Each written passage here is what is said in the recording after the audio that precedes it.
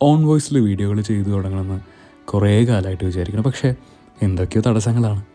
നാളെ ആവട്ടെ, അല്ലെങ്കിൽ മറ്റന്നാളാവട്ടെ, അല്ലെങ്കിൽ അതിങ്ങനെ നീണ്ടുപോയിക്കൊണ്ടേയിരിക്കുകയാണ്. അല്ല, എന്തൊക്കെ പറഞ്ഞാലും എല്ലാത്തിനും അതിൻ്റേതായിട്ടുള്ള ഒരു സമയം ഉണ്ടെന്നാണല്ലോ. നമ്മളിന്ന് പോകുന്നത് ഒരു ക്യാമ്പ് വാല്യുവേഷനിലേക്കാണ്. നമ്മുടെ ക്യാമ്പ് വരുന്നത് പെരിന്തൽമണ്ണയാണ്. സോ ആദ്യം പട്ടാമ്പിക്ക് പോകുക എന്നുള്ളതാണ് നമ്മുടെ ഉദ്ദേശം എന്ന് പറയുന്നത്.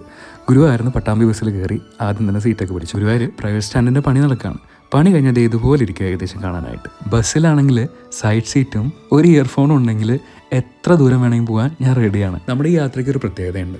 അങ്ങ് പെരിന്തൽമണ്ണ വരെ എത്തുമ്പോഴേക്കും നമ്മൾ 3 ജില്ലകൾ കവർ ചെയ്യും: തൃശ്ശൂർ, പാലക്കാട്, മലപ്പുറം. ഓരോ സ്ഥലങ്ങൾ കഴിഞ്ഞ് നമ്മൾ മുന്നോട്ട് പോകുന്നതിനനുസരിച്ച് കാണുന്ന കാഴ്ചകളുടെ മൊഞ്ചും അങ്ങോട്ട് കൂടി വരും. അങ്ങനെ നമ്മൾ കുന്നോളത്തെത്തി.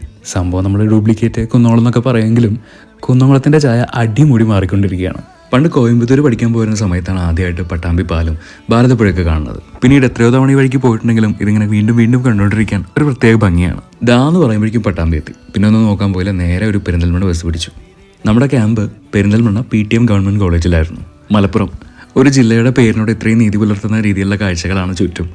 എല്ലാം ഒരു മലയ്ക്ക് പുറത്താണ്, മലയ്ക്ക് മുകളിലാണ്.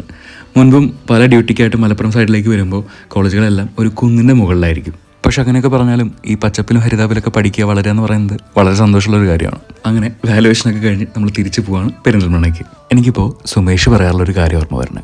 നമുക്ക് ചുറ്റുമുള്ള കുഞ്ഞു കുഞ്ഞു കാര്യങ്ങളിൽ സന്തോഷിക്കാനും അത് ആസ്വദിക്കാനും പറ്റുകയാണെങ്കിൽ ജീവിതത്തിൽ അതിനും വലിയ അച്ചീവ്മെൻറ്റ് വേറെ ഇല്ല.